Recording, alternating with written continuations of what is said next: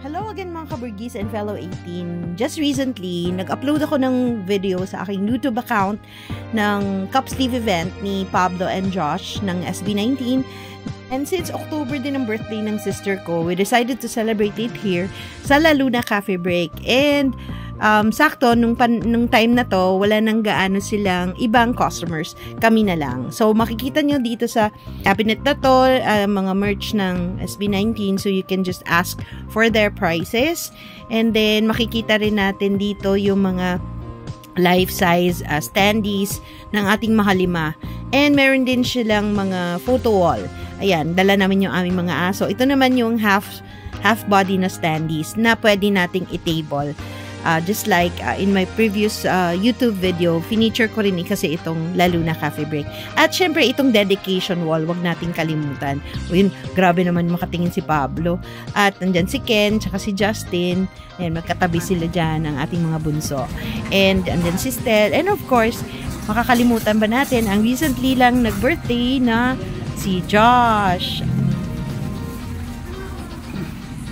Birthday, kailangan may long life. So, pinagluto kami nitong dalawang order ng pasta. And of course, syempre, paborito ko dito yung strawberry nila. So, yan.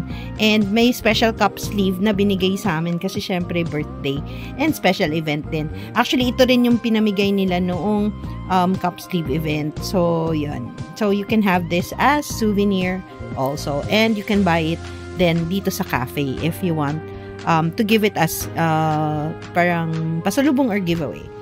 And of course, syempre, titikman na namin ang aming mga hinanda. Pero bago yan, magbo-blow muna tayo ng candle. Syempre, ito si birthday girl at tuwang-tuwa siya dahil dito kami nag-celebrate ng kanyang birthday. And ayan po yung crew nila. Dahil wala kaming dalang cake, ito na lang muna.